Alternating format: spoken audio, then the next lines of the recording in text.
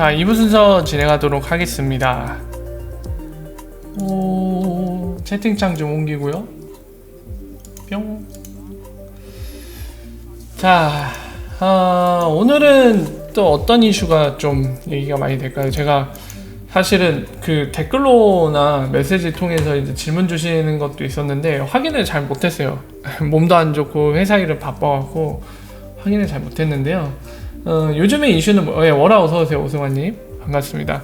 요즘에는 이슈가 뭘까요? 여러분들 가장 관심 있어 하는 거. 지금 얘기되는 건 연준 얘기가 나오고 있는데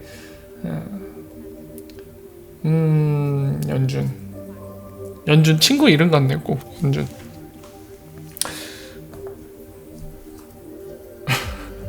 차트로만 봤을 때는 코스닥 개잡주 상패 차트. 네, 그렇군요. 근데 아까 그 자료가 정확한지 모르겠는데 리프사 주식 자료 있잖아요. 출처가 불명확한 거. 근데 그게 사실이라고 하면은 와, 리프사 주식 장난 아니네요. 진짜 개떡상이네. 개떡상. 아마존 주식 얼마예요 지금?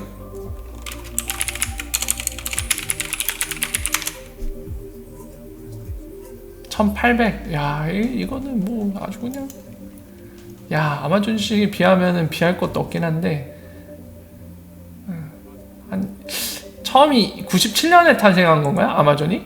자, 그래서 아까 60 몇 달러라고 했죠? 최근에 라운드 C 할 때 60 몇 달러 되는 데까지 얼마 걸리나 봅시다. 이 한 2007년에 됐거든요. 그러니까 아마존 주식은 10년 걸렸어요. 이 거의 바닥 가격에서 주당 61달러쯤 되는데 10년 걸렸거든요.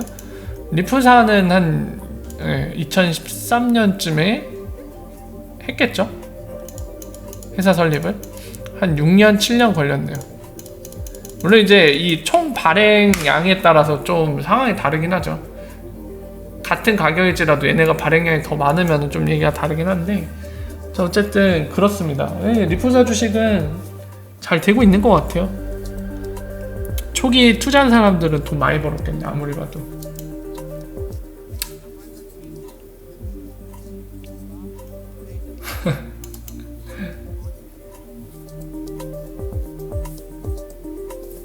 인센티브요?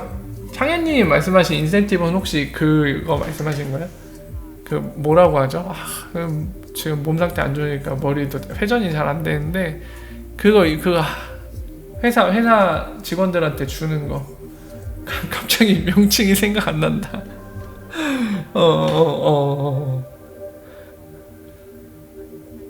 생각이 안 나네. 스톡옵션. 스톡옵션 갑자기 생각 안 나. 받았겠죠 아마. 초창기 메모는 분명히 스톡옵션 받았을 겁니다. 돈 많이 벌었겠네.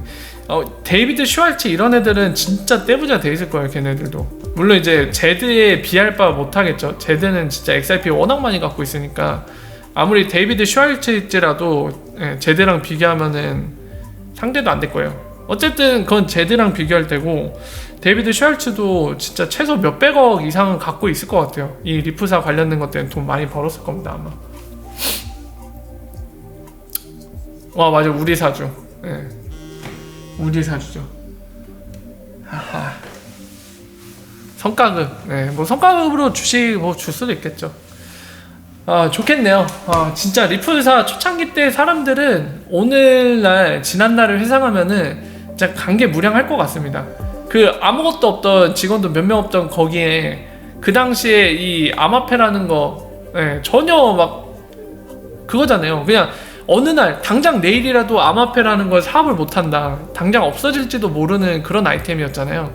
그러니까 굉장히 완전 황무지 같은 데를 개척해서 쳐들어간 건데, 오늘날 그때를 떠올리면은 진짜 막 감개무량할 것 같아요. 성공했죠. 물론 우리는 아직인데 얘네는 성공했죠. 초창기 멤버들은 돈 많이 벌었겠네요.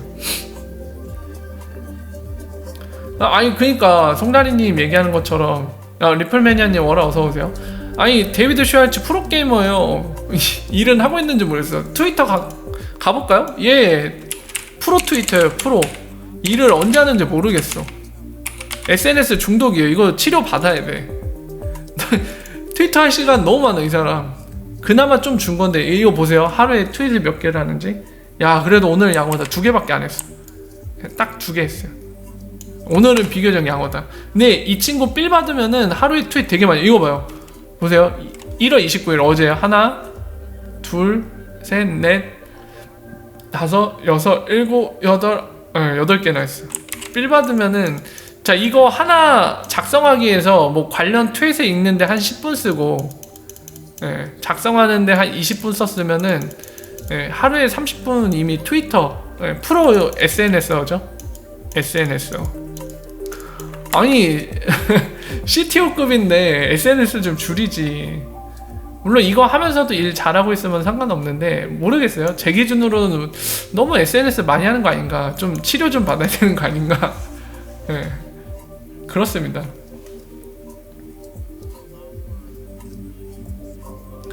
맞아. 그리고 혜연비님이 제드 얘기하는데 이 제드 이 18색깔 크레파스 얘도 초창기 멤버라는 게 화가 나요. 저도 이런 사기꾼이 하필이면 또 초창기 멤버여갖고 제드넘 보러 갈까요? 이것도 아직도 팔고 있겠지 이거. 보면 볼수록 화가 나는데 확인은 안 할 수가 없고요. 또 타코 스탠드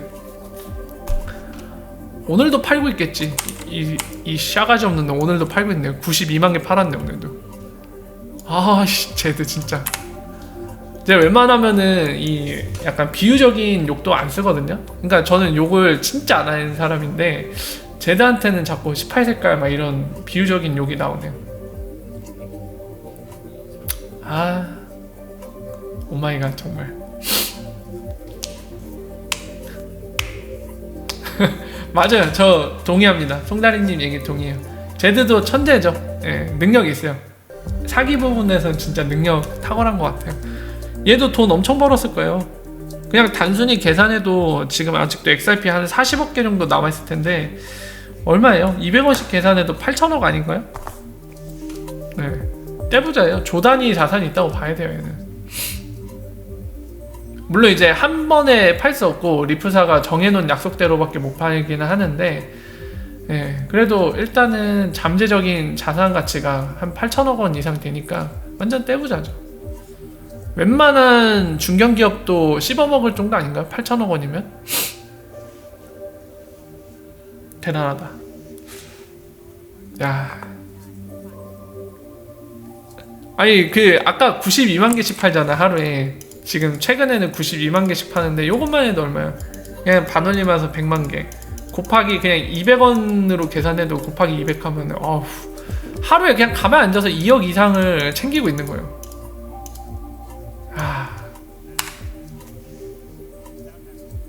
갑자기 현타가 오네. 제드 맥칼럼 진짜 마운틴 콕스부터 시작해 이 희대의 사기꾼. 제드는 진짜 도움이 안 돼요. 우리한테는 확실한 건 우리한테 전혀 도움이 안 돼요. 우리한테 피해를 줬으면 좋지 전혀 도움이 안 되는 친구입니다. 쟤는 그냥 내다 팔고 있잖아요 계속. 그 판돈 갖다가 뭐 XRP 관련해 투자하는 것도 아니고 그냥 자기 돈으로 챙기고 있는 거잖아요. 완전 악성 물량이죠. 순도 100% 악성 물량. 제드는 좋아할 수가 없는 것 같아요. 우리 입장에서는. 코로나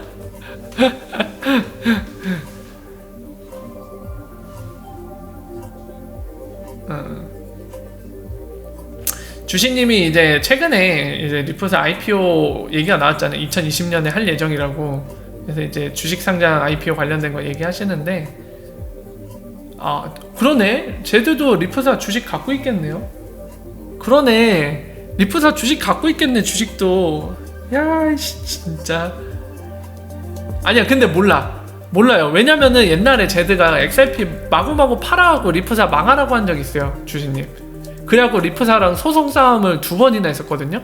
그러니까 그걸 고려할 때 얘가 아직도 리프사 주식을 온전히 들고 있을 거란 100% 확신하기는 힘들어요. 옛날에 소송 싸움 했어요. 제드가 XRP 너무 막 팔아갖고 리프사 망하라고 막 그렇게 대놓고 해갖고 리프사가 소송 걸었거든요. 되게 웃겨요. 소송 걸어갖고 이제 제드가 약속을 하나 했어요.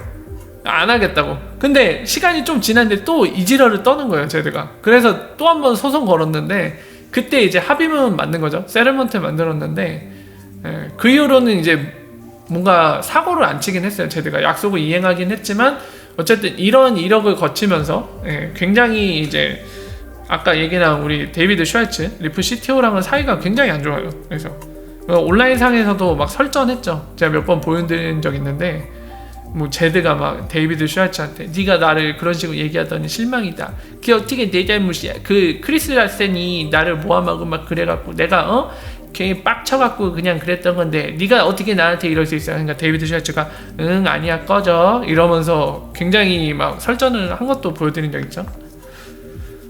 사이도 굉장히 안 좋고 그런데 아무래도 이런 사건 때 제드가 리프사 주식을 온전히 소유한 상태로 XRP 마구 팔아가고 망하라고 했을까? 꼭 팔았다고 볼 수는 없지만 그렇다고 온전히 그대로 보존했을 거라는 확신을 할 수도 없는 상황인 것 같아요. 어떻게 됐는지 모르겠는데 만약에 갖고 있다면은 리프사 주식도 들고 있겠죠. 그거는 주식님 말씀대로 그럴 가능성도 충분히 있습니다.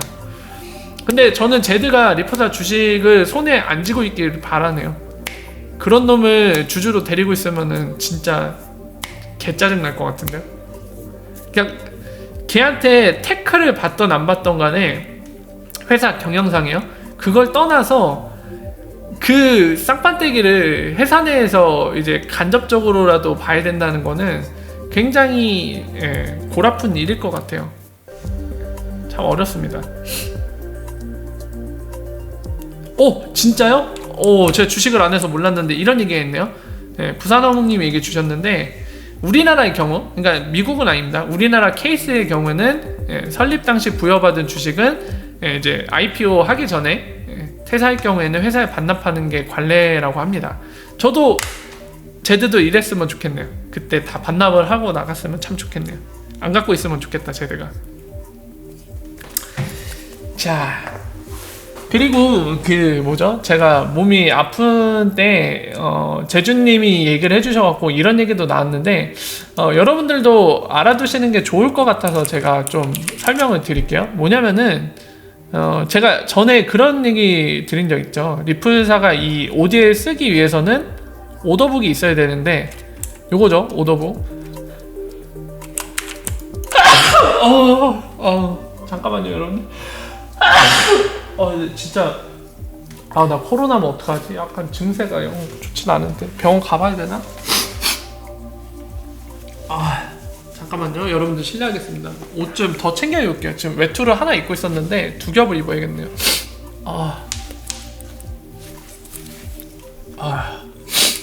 자 뭐냐면은 이 오더북을 통해서 이제 오더에 송금을 하는 거잖아요. 오더를 하는데 제가 예전에 말씀드린 게 이 오더북 쌓는 거 지금도 딱 봐도 인위적으로 쌓았죠. 누군가가 5만 개 딱 떨어지는 수치로 49,000개 막 5만 개 딱 봐도 누군가가 이 5만 개 딱 떨어지는 숫자를 굉장히 좋아하는 어떤 양반이 이런 식으로 오더북을 쌓아놨다는 게 티가 나는데 제가 그걸 말씀드렸죠. 이거 마켓메이커가 리프사 아닌 존재가 있으면은 참 좋겠지만 없을 경우에는 리프사라도 이 오더북을 쌓아갖고 송금하는데 오디오를 쓸 수 있도록 환경을 조성해줘야 되잖아요. 그러니까 리프사도 아마 여러가지 정황상 실제로 리프사가 발언했던 걸 토대로 약간 거꾸로 추론을 해보면은 이거 리프사가 오더북 쌓는 거를 같이 하고 있을 가능성이 크다. 즉 마켓메이커 역할을 하고 있을 가능성이 크다고 말씀드린 적 있잖아요.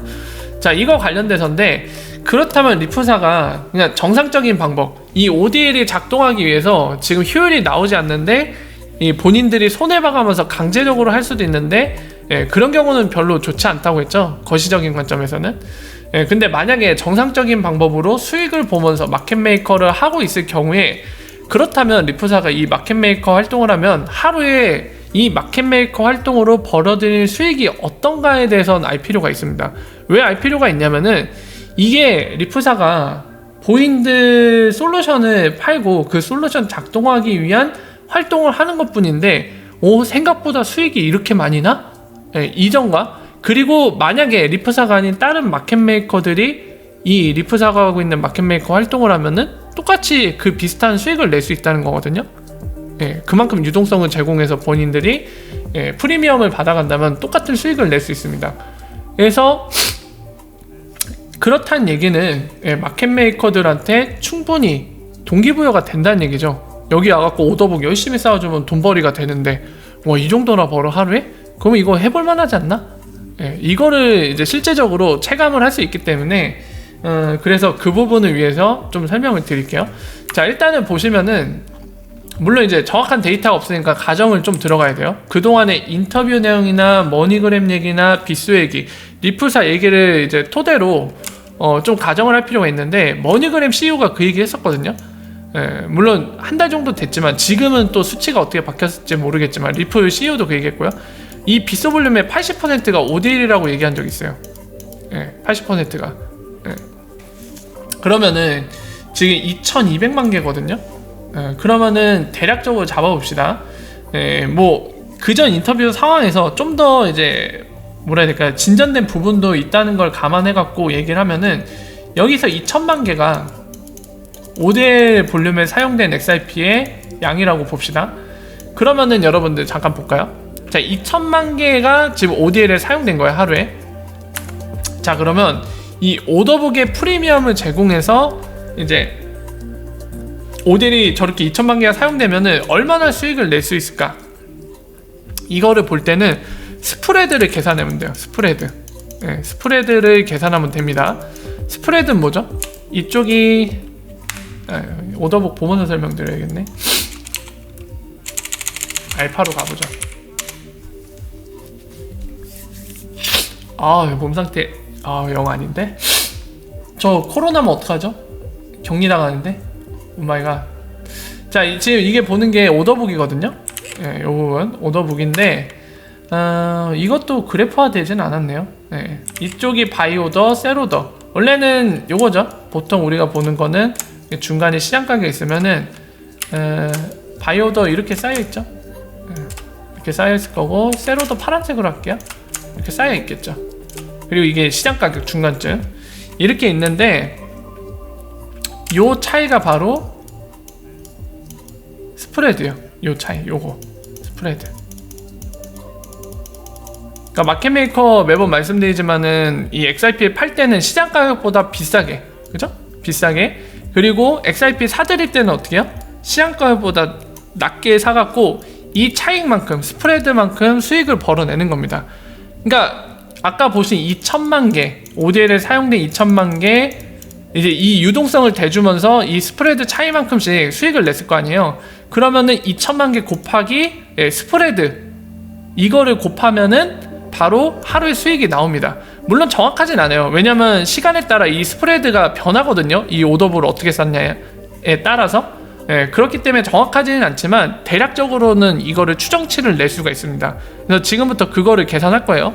자, 계산해 봅시다. 스프레드 계산을 어떻게 하면 되냐면, 이 셀오더 중에서 가장 싼 가격에 파는 걸로 걸려 있는 거, 그리고 바이오더 중에 가장 비싸게 사는 거, 이걸 나누기 하면 돼요, 그냥.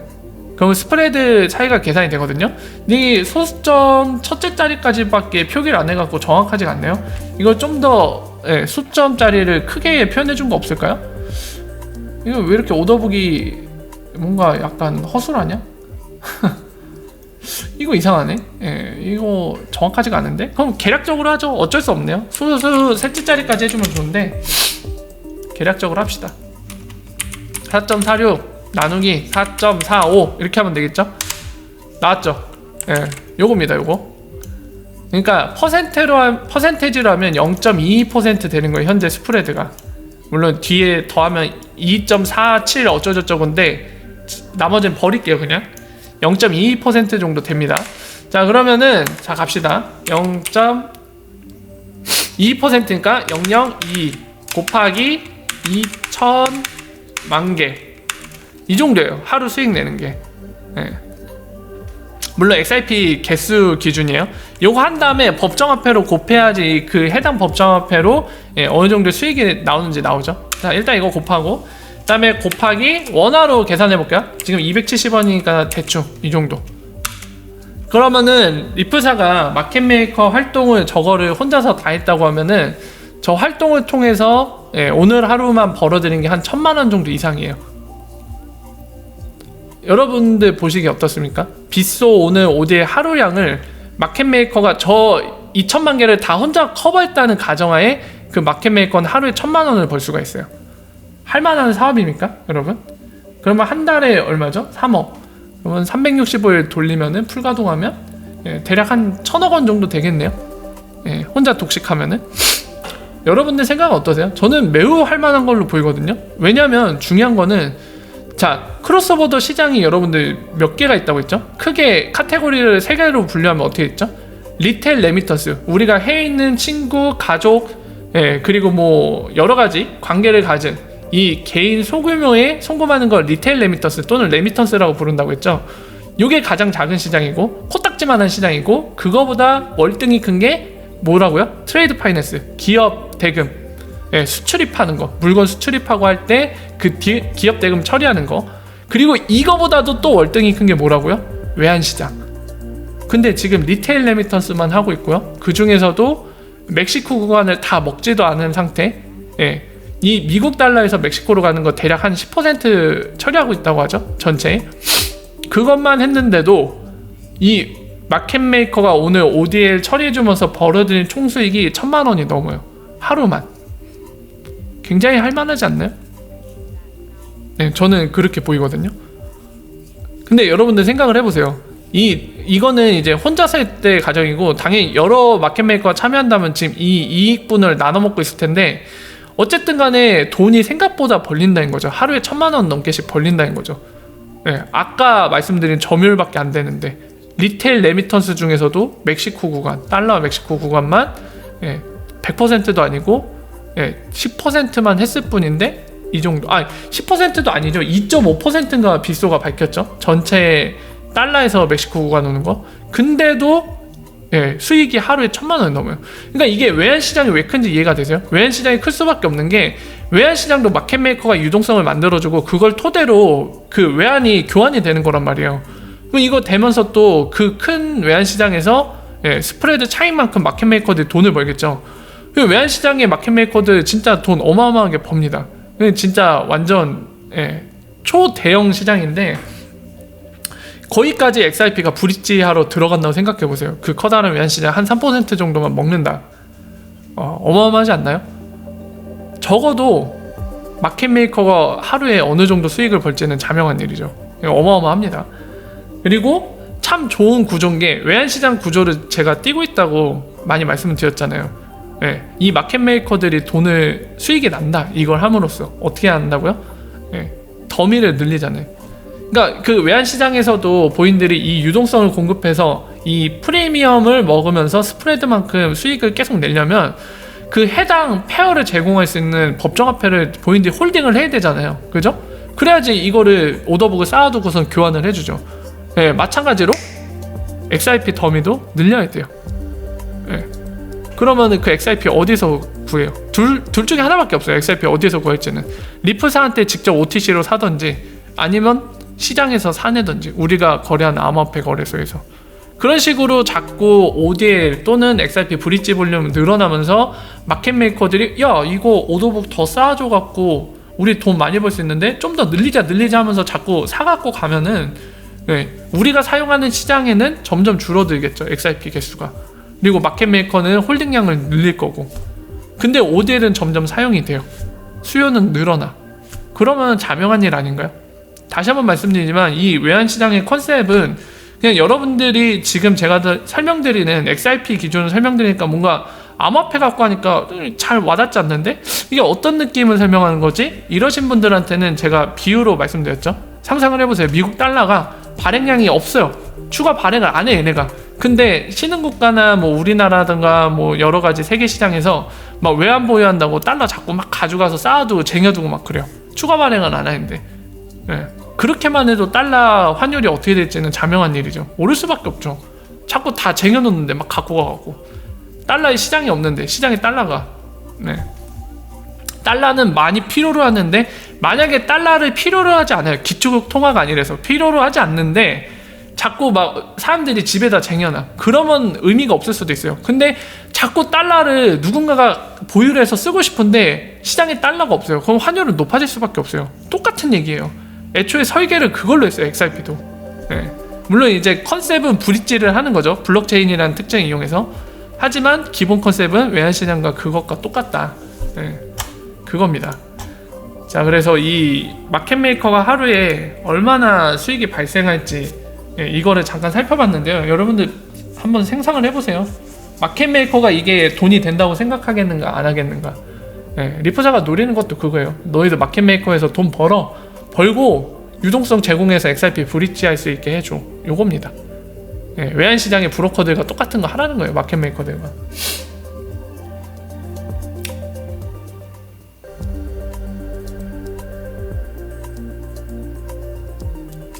잠깐, 여기 특정 종교 전도사님께서 오셨나요?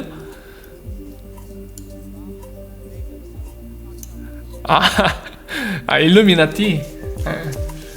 뭐 라우앤디님 뭐 처음 뵙습니다. 반갑고요. 다만 여기는 약간 객관적인 정보를 같이 논하는 데라서 약간 희망회로 얘기는 다른 채널에서 많이 하고 있으니까 거기 가서 하시는 게 좋을 것 같아요. 왜냐면은 저도 개인적으로 솔직히 말씀드리면 그 음모론이나 이런 거는 별로 관심이 없어요.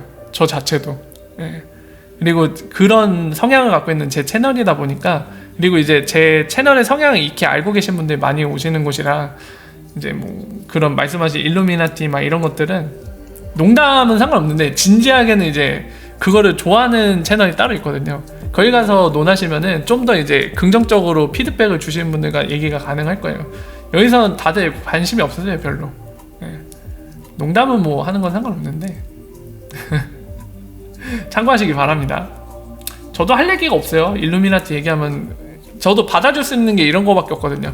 자, 일루미나티 말고 그냥 외계인 코인으로 가자 빵상 이러면서, 자, 외계인이 밀고 있습니다. 잘 될 겁니다. 이 정도 이상은 저도 할 얘기가 없어갖고 참고하세요. 내년부터 과세한다고요? 야이씨, 너무한 거 아니야? 진짜요? 아니 저는 진짜 그거 했으면 좋겠어요. 저는 개인적인 생각입니다. 정부가 그렇게 할 것 같진 않아요. 솔직히 지금 정부가 아니더라도 정권이 바뀌더라도 아마 똑같을 것 같긴 한데요. 분명히 법이 공표되고 시행일이 결정되면은 그 시행일부터 이제 교환을 하는 거에 대해서는 아마 다 과세를 할 겁니다. 과세를 할 건데 제 개인적인 바람으로는 그래요. 그러니까 특정 기간 있죠. 그러니까 예를 들면 그 암호화폐를 2016년, 17년 또는 18년까지 해갖고 이 시기 때부터 보유를 했다가 나중에 법 시행 이후에 파는 사람들 있잖아요. 원화로 바꾸겠다고. 이런 사람들은 과세 안 했으면 좋겠어요, 솔직히. 왜냐면 그 박모 예전 법무부 장관 있잖아요. 그거 솔직히 고소 당해야 되는 일 아닙니까? 법무부 장관이라는 사람이 경거망동에서 발언을 잘못했다고 저는 생각이 되거든요. 그러니까 법에서도 암호화폐를 사기라고 분류한 적이 없는데도 불구하고 법무부 장관이 자기 입으로 이거 사기성이다라는 식으로 발언을 하고, 그리고 물론 정치 활동을 현재 하고 있진 않지만 옛날에 뭐 장관도 하고 정치 활동을 했던 양반이 여러 가지 그 공인된 프로그램들 있잖아요. 그런데 나와갖고 막 사기다, 이거는 다 사기다, 막 이런 식으로 얘기하면서 이거 되게 많이 피해봤거든요, 솔직히. 본인들은 아니라고 주장할 수도 있어요. 근데 저는 그거는 인정할 수 없습니다. 분명히 암호화폐 시장이 피해를 봤어요, 그런 발언들로 인해서. 근데 그런 피해를 본 사람들, 국민들한테 과세를 하겠다고 들이대는 거는 좀 양심 없어 보여요, 진짜. 너무 양심 없어 보여갖고 그거는 좀 고려를 했으면 좋겠어요. 세율을 낮추던지, 이 사람들한테는. 근데 이 사람들한테 막 되게 높은 세율로 과세를 하겠다 이러면은 진짜 두들겨 맞아야 된다고 봅니다. 좀 고려를 많이 해줬으면 좋겠어요, 그런 건. 세금은 세금이고 거래소에 저희가 사용료 지불하는 수수료는 수수료겠죠. 세금도 별도로 떼가죠, 당연히. 열받죠. 열받을 것 같아요, 진짜. 이제 와서 세금을 떼가다니, 양심도 없는 놈들 막 이러면서 화가 날 것 같아요.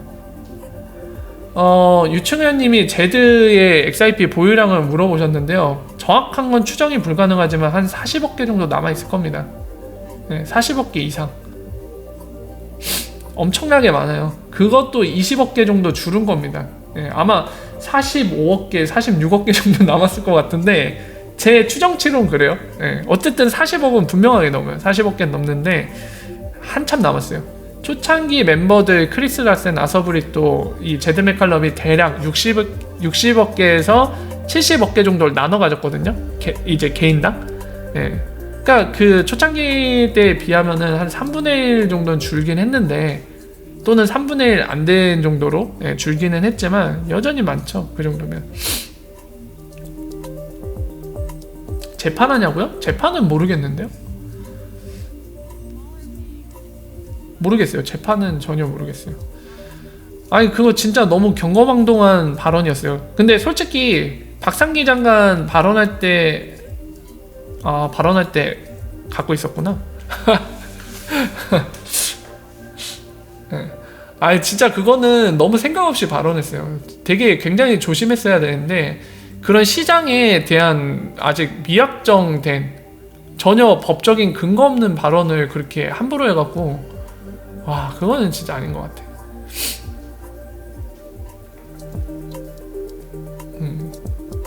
근데 똑같습니다 여러분들. 뭐 지금 이제 여러분들 개개인의 아마 그 정치 관련된 소신이나 가치관이 있으실 텐데 뭐 크게 다르지 않을 거예요. 지금 정부가 아니더라도 이제 정권이 바뀌더라도 세금을 거두려고 할 겁니다. 그거는 다를 게 없다고 봐요. 똑같을 거라. 어려운 문제네요 참. 우리는 고생대로 고생을 하고 있는 건데 근데 세금은 또 뜯어가겠다. 씁쓸합니다 진짜. 이 국민들이 그 어느 나라가 아마 그렇다고 들었던 것 같은데 국민들이 입법을 할 수 있는 나라가 있었던 것 같아요. 어딘지 모르겠는데 약간 그런 제도는 저희도 막 채용해야 되는 거 아닌가. 근데 그거 아세요 여러분들? 사실 우리 같이 암호화폐에 관련돼서 관심 갖고 암호화폐를 홀딩하고 있는 사람이 우리나라 전체 국민의 퍼센테이지로 따지면 몇 퍼센트나 될까요?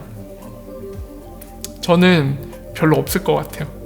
저희가 소수일 것 같아요. 소수 집단.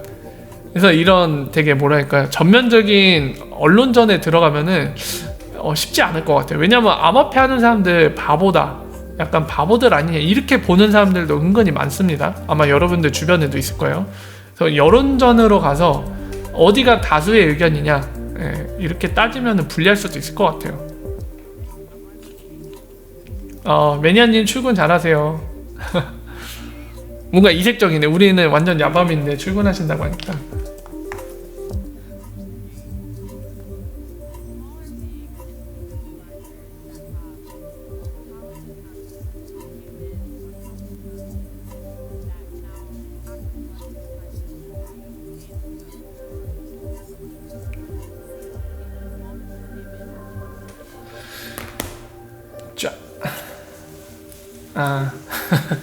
그러게요. 만약에 다수가 암호화폐 갖고 있었으면은 국회의원들도 함부로 못했을 텐데 정부도 그렇고. 그렇네요. 상식적으로 생각해보니까 우리가 소수니까 좀 약간 마음대로 하는 것도 있는 것 같네요. 그렇죠.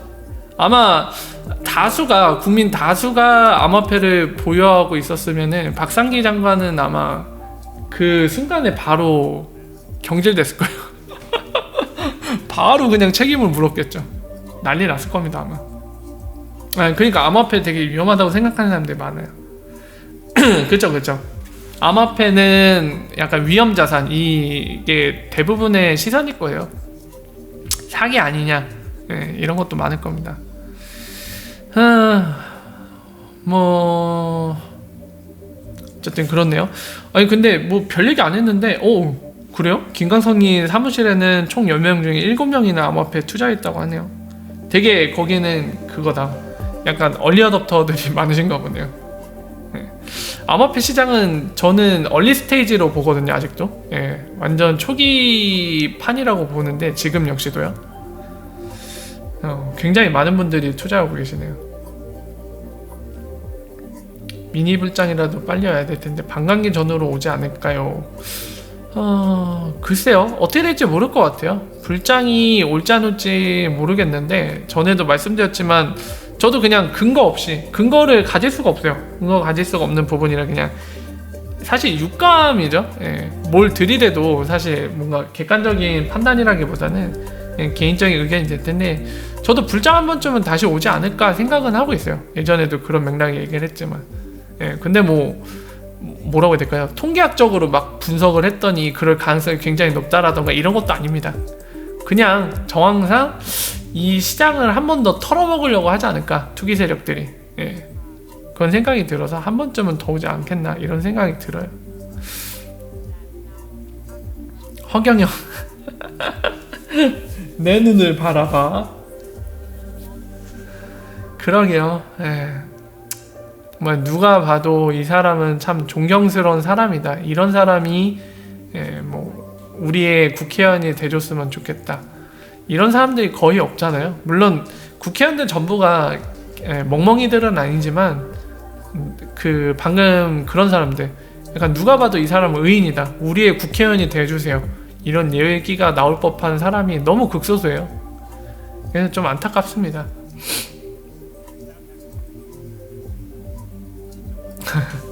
시총이 커서요?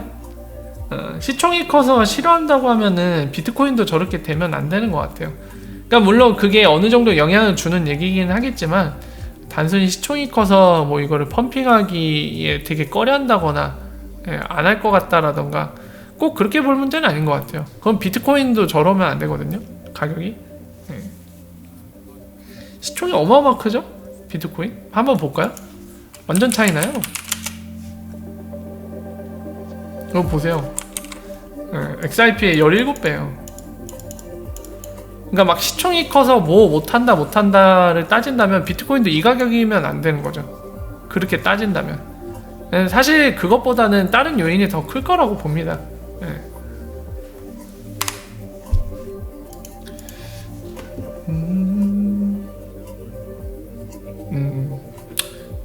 또 이제 불장에 대해서는 뭐 칸토나님이나 이런 분들은 또 올 것 같긴 한데 아직 멀은 거 아니냐 이런 생각을 가지신 분도 계시네요. 기축이어서. 글쎄요, 이게 오늘날의 기축일까요? 저는 이제 좀 생각이 많이 바뀐 게, 얘가 기축 아닌가, 이 사기 같은 요거. 요거. 이게 법정화폐들이 거래량이 많아갖고 좀 사기성을 희석시켜줘야 되는데, 저 테더, 저 사기, 저거 무에서 유를 창조한 저 돈, 말도 안 되는 건 저거. 저게 거래량이 어마어마해요. 지금 볼륨 보세요. 이게 기축 아닌가요, 사실? 400억이죠. 40빌리언이니까 400억 달러치예요, 하루에. 근데 비트코인조차도 하루에 280억 달러밖에 안 되거든요. 테더가 발라버렸어. 작년까지만 해도 테더가 이 정도 나오지 않았는데 거꾸로 발랐어요, 볼륨에서. 테더가 기축. 토이베베님 오라 어서오세요. 반갑습니다. 컨디션이 점점 막 하강하고 있네요. 여러분들 감기 진짜 조심하셔야 됩니다. 저 코로나 아닌가 싶을 정도로 3일째 개결되고 있는데, 와, 큰일 났네 이거. 약을 먹었는데도 이러네요, 몸이. 주체가 안 되네. 오마이갓. 오늘은 좀 더 이상 유지하기가 좀 힘들 것 같네요, 여러분들. 간만에 오긴 해서 좀 여러분들과 충분히 좀 얘기를 나누고 싶었는데, 몸이 막 뜨끈뜨끈해지면서 막 식은땀이 막 점점 늘어나니까 아무래도 누워있어야 될 것 같아요. 큰일 났다 이거. 주신님 거 한번 볼까요?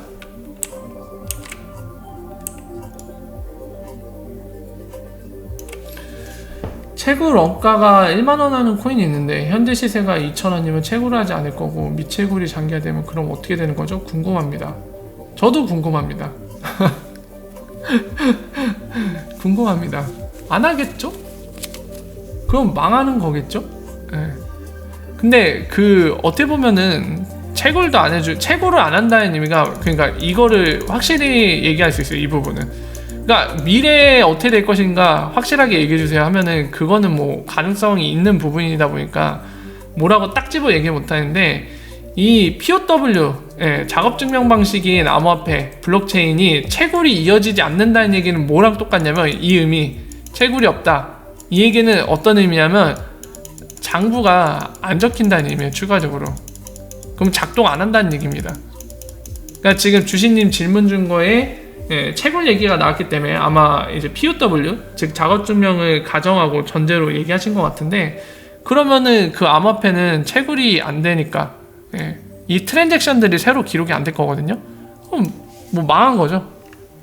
이동이 안 되는 거죠. 뭐 예를 들면 비트코인이 그런다고 치면은 나 비트코인 이동할래. 근데 장부 기록이 안 되니까 처리가 안 되는 거죠. 망한 거죠. 사실상 작동을 안 하는 암호화폐니까. 아, 이더가 수량 늘었어요? 화타를 초빙하세요. 삼국지 14 켜갖고 화타를 등용해야 될까요? 네, 갑자기 땀 빼라고 하니까 그 찜질방 가고 싶네요. 찜질방 가서 이렇게 뜨끈한데 누워있으면 되게 좋은데. 네.